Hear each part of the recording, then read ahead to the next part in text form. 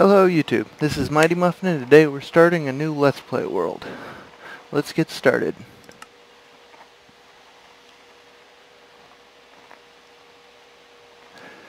Now I tend to be a little more anal than some about where I start my worlds, or my base rather, so I'm gonna go exploring and look for a new starting base.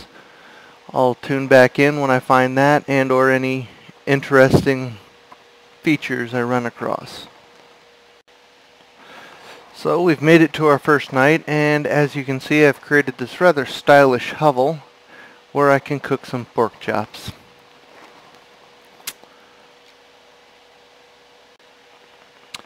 Fortunately I placed this rather stylish hovel on an island, so I'm not actually very bothered by enemy spawns. But it's a good place to wait out the night so that I don't kill myself because I have no gear. So I happen to know I will need a fair amount of red dye, and I came across this. I'm a happy camper. So we're a few hundred blocks away from the jungle. I've been swimming in an ocean biome, and I've discovered two more requirements that I'd prefer for my base to be located near: a swamp and a desert. Now desert's pretty obvious, I want sand. The swamp, I'm hoping there's a witch hut in there, I'll have to go exploring, but it's also great for slimes now, that way I don't have to bother with finding a slime chunk. Okay, I think we've found the place we're gonna go call home, at least for the time being. There's a desert, a couple jungles, a couple swamps, there's a tundra, and there's a nice plains, which I'm going to set my base up in. You can see that I've already been corralling some of the local chickens here. They're important for my food production plan in the future. I'm rather fond of the pumpkin pies. All I have to do is find some actual pumpkins now. So, I guess the next thing we need to do is get started with some resource collection. Now, I doubt you want to see that, so I'm not going to really show that unless I come across some interesting highlights. Hopefully, big hopefully, there's a mine track underneath me so that I can gather the resources from that as well. So, I'll tune back in when I've collected some resources and I'm ready to start making a base. So it's been a little while and I figured I'd give you an update of what I've been up to. I've gotten the prep work for my mining operation completed. Now I'm a fan of the branch mining technique, so I made my primary shaft, which is 100 blocks long, and you'll see little starters here just so I don't have to keep track of when I need to make another branch, and there's 4 blocks between them. Technically this isn't optimal, but when you find a node, most of the time it goes more than 1 block into the side, and I figured there's a minimal loss of efficiency there and I get to cover more ground this way. So I've gone 100 blocks down. This is my 100 block marker here. And each of these shafts I plan on making 500 long. I do 500 long just because that's generally the length where I run out of inventory space, and I can find probably about a stack of iron, and if I'm using a fortune pick I can pick up a good 20 diamonds or so. Since I don't have any diamonds yet, that's not going to be very useful, but once I get diamonds, then I'll be good to go. Well, I'll be back when I get some materials so I can start working on my base. Well, that didn't take long. This is my first shaft, and I got 5 blocks in. Yay! Well, I've been digging my first shaft for a while now, and I finally found a mine shaft and thought this was interesting. I don't know if it was in here in the game before the snapshots, but apparently you can get minecart chests naturally occurring in mine shafts now. Does that kind of make sense? Okay, so we just got our first mine shaft built. And we got around the expected amount of materials. Got far less diamonds than I saw. I didn't actually collect all the diamonds because I'd like to wait for a fortune pick, but I only saw the one node at the very front. Got a little more gold than I'm used to. We'll see if that holds true, and if so, they must have messed with the amounts of materials you can get per chunk. However, since I've only really dug one mine shaft, I can't really tell that for now. That door's there because there's a slime chunk somewhere in this area, and I really don't want big slimes to get through while I'm AFK waiting for things to smelt. So normally I would dig more than one of these shafts, but I'd like to try to get some diamond picks and at least one enchanted with fortune and or silk touch. Well, because not and or, since you can't get both at once, but or silk touch, so I can actually collect up my diamonds instead of leaving them there. So we're off to play the fun game of let's find some cows. Because while more realistic, I hate the fact that leather has to be used for books now. So, guess we'll be back when I have some cows to kill. Well, I'm beginning to think that in this world, cows are an endangered species in which pigs, chickens, and sheep eat them. However, I found the next best thing, a lovely village with a library. So at least I have a few bookshelves to get started with my enchanting table. And of course, a bunch of... Oh, you moron. Bunch of lovely villagers if they don't manage to kill themselves on cacti with which to trade. So, I'll get started in taming these inhabitants. Oh, and look, they gave us a nice lovely desert temple to play with too. So I get some TNT. Guess I'll be back once I've tamed this village. So while I appear to be having a hell of a time finding some cows to kill, it is a good day for locating temples. This is the first jungle temple I've run across, and they're always entertaining to play with.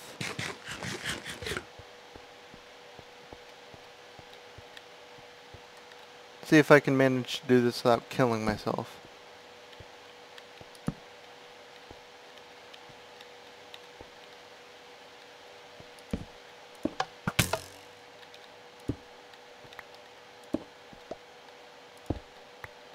Those will be useful.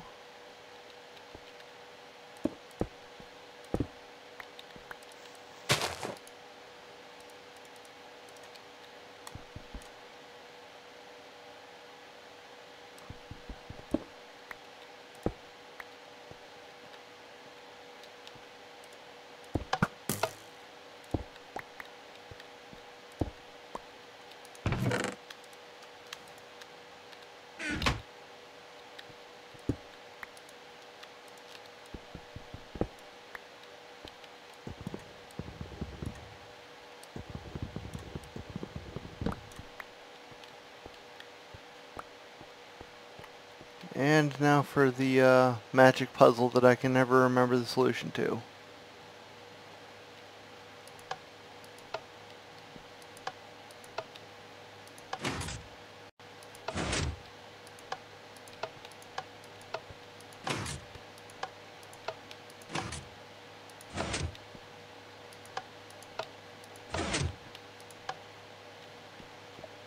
Let's see what I've done.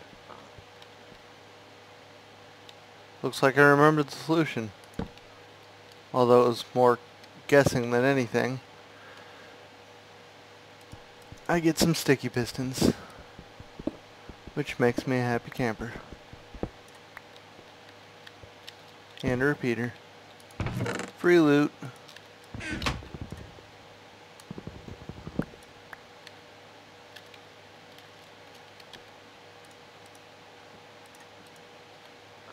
Actually, I want the arrows. Well, hello there, Mr. Cow. I'm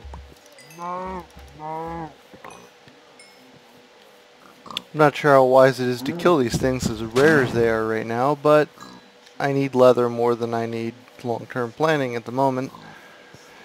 Of course, the bastards won't drop their leather, and that's a bit of an issue. There we go. Well, that herd's wiped out. Let's go look for another. So I decided in a fit of irritation to go exploring in a northerly direction for some cows. And I've swam several thousand blocks northwards.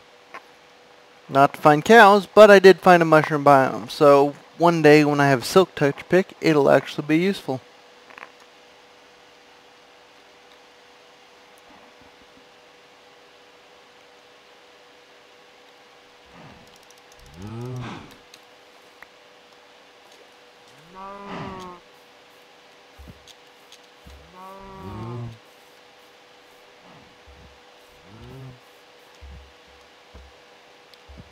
These guys drop leather.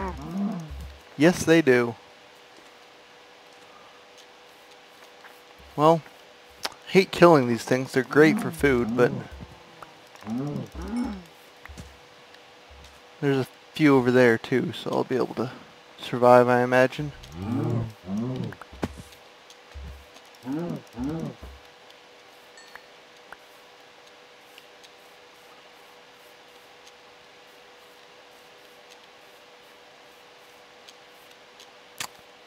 I do love mushroom biomes because you don't have bad things spawning.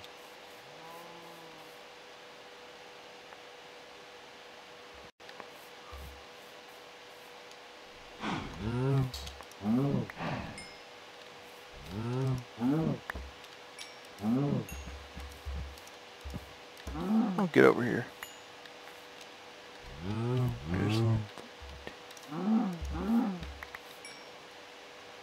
There's 15, that'll make 15 books, that's 5 bookshelves. Not quite enough.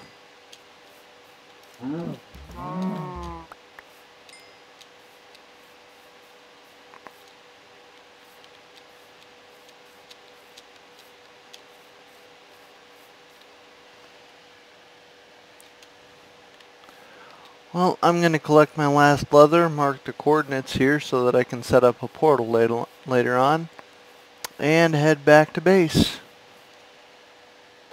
Okay, we've made it back from our little expedition, and we're finally able to make a proper enchanting area. Now, it's not actually going to be pretty in its placement, but I really don't care that much about its placement right now, as long as I can get rid of these levels. And hope for a fortune pick, even though it's incredibly unlikely.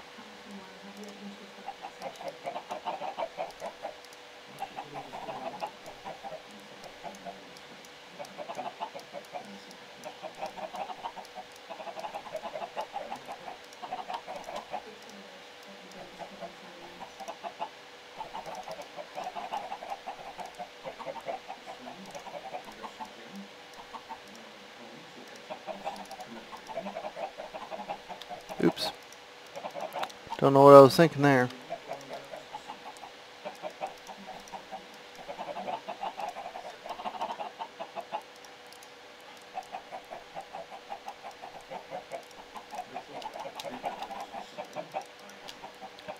And one more book.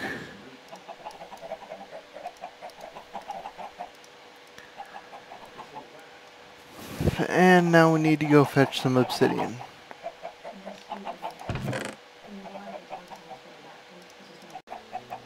Okay, we got ourselves some obsidian. Oh, forgot my diamonds.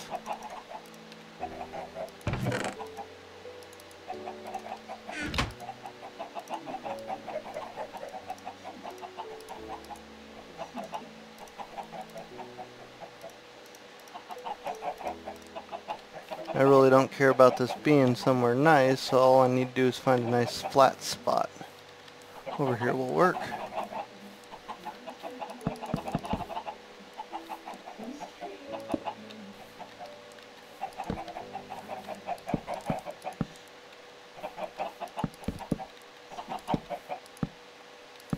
And there we go, we are ready for enchanting. Oh, damn.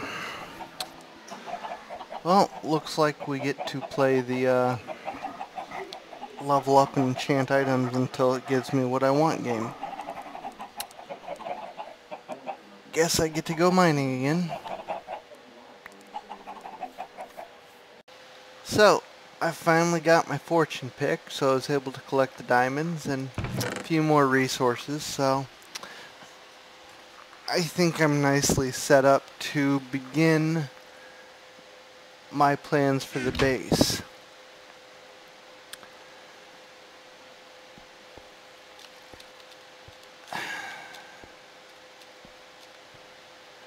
Most of the base is going to be underground. I want to put a storage room directly over top of the mine shaft, mainly because I don't want to have to spend 10 hours transporting the materials from the mine shaft to the storage room. And above that, I'm hoping to have a collection area for various farms. But first I need to figure out the general layout I want and clear a huge amount of area. So let's go and work on the layout I want to use and then start clearing that area. So it's been a little bit and I've cleared off a nice little space on the surface that I plan on putting a wall around because I hate dealing with mobs and having to go to bed, and it's just a pain in the ass. So a wall with a well-lit interior is my solution. Unfortunately, I plan on using bricks and get to use up all of my supply of coal in the process, but you know, those will eventually be turned into grass or dirt or something that isn't cobblestone. Once I get the wall built, I'll start building elevator pads where those two squares of sand are, one for up, one for down. Fortunately, I plan on using a underpearl elevator, which means I actually need a copious supply of ender pearls. So that's probably something that won't get built for a bit.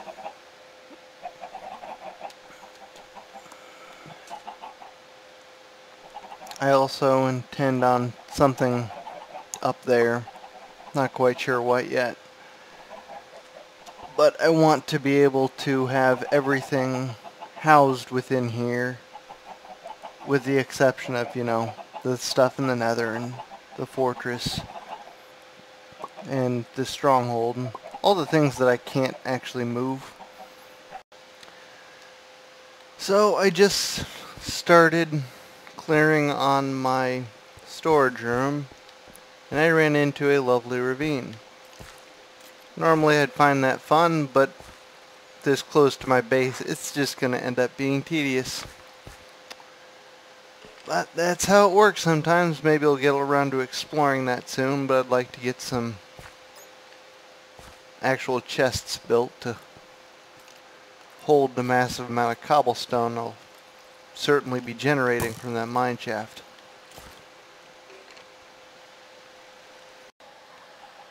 Okay, so recent experiences have taught me that I really need to put a wall up because I was forced to make some armor when I decided to come up, and it happened to be night. Upside I have 10 stacks of stone cooked.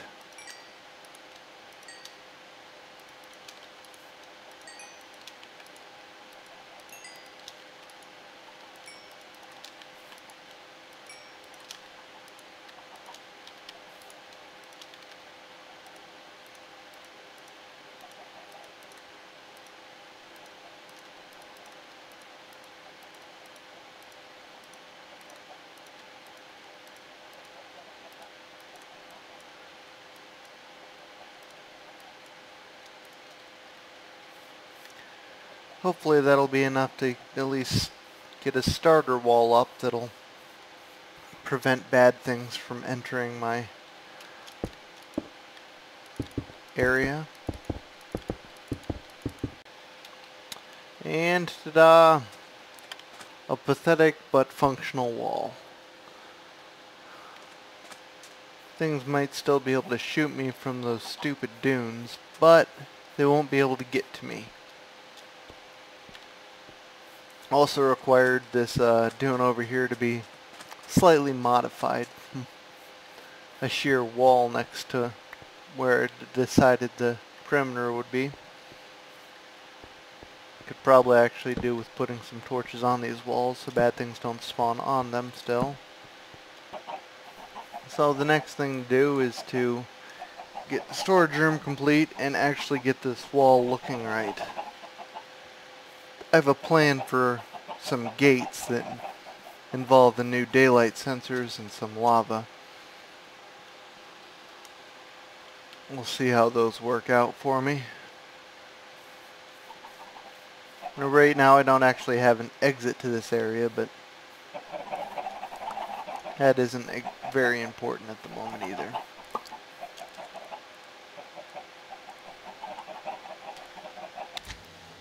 So I've never tried using TNT before, but I thought now might be a good time to try because this is taking entirely too long to clear. So let's see what kind of damage that a TNT can do.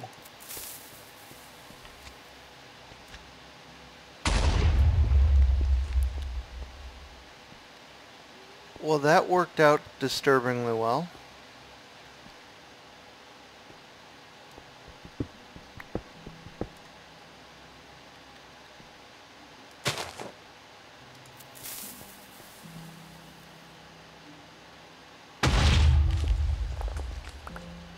Oh, I'm gonna have fun with this. Well, I'm gonna set up a little track here and we'll be back to see everything go boom.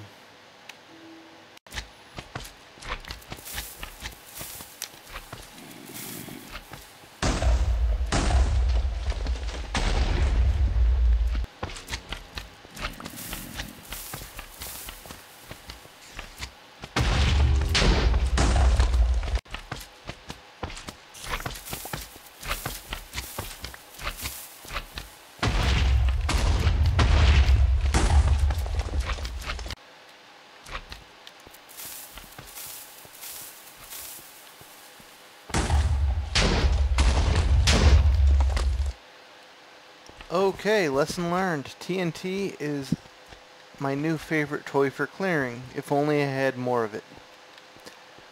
Nevertheless, I did manage to clear out some fairly large volume with only 20 or so TNT.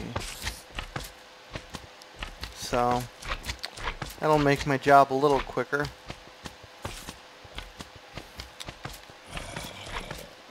I guess I'll be back once this room is finally complete.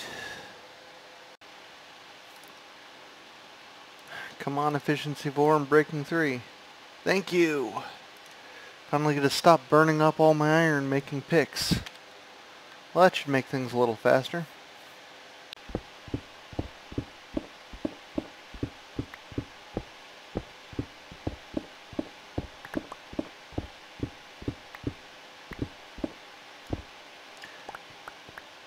And finally it's complete. Well, complete-ish. I still need to actually pretty up the walls and ceiling and floor, but the hole is made. Now I intend to make this my primary storage room and possibly the central point of all my operations. I went with an octagon just because I get tired of squares and I don't really have to work too hard or plot out how to make an octagon. It's fairly straightforward. I'm thinking that each of the flat spots on the octagon will contain chests along with other various areas. That way I can divide up the room into sections, and each section will carry certain classes of items, I guess. Since each of these flat walls is 20 long, and with trap chests now we can fit them right next to each other, theoretically I could fit, a good 60 chests on each of these. I'm not sure I want to do that though. It'll just look ugly. So I'm going to go fetch some chests and work on plotting things out. So I've been thinking about it a little, and I think I have a solution. What I want to do, I think, is to have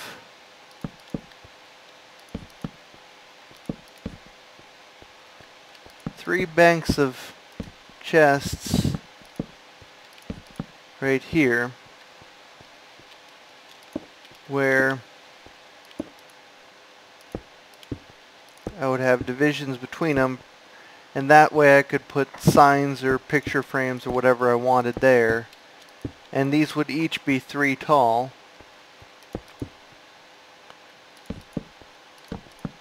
And then I would come out this direction. Oops.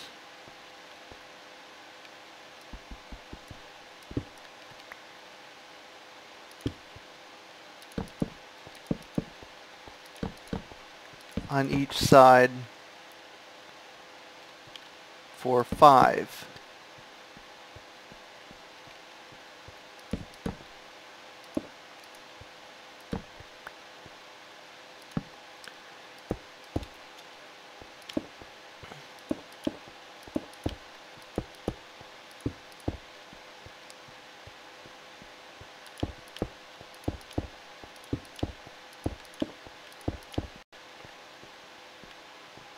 And then I would have each of these sections like this.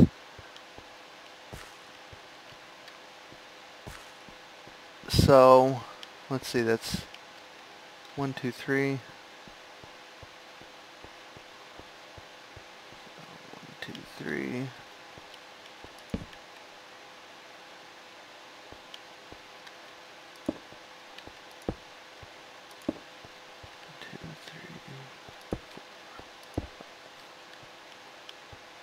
Right, 1, 2, 3, 4, 5. Oh, get rid of that one.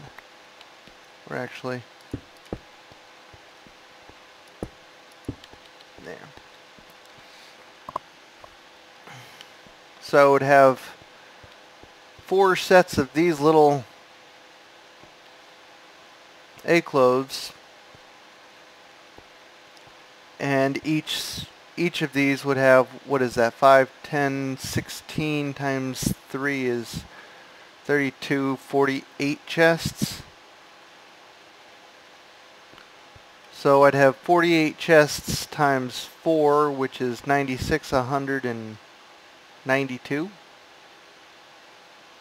Yeah. 192 chests. And I'd have room in each one of these little triangles here to put something like maybe a furnace room or brewing station. I don't know, something. Now these aren't auto sorting facilities.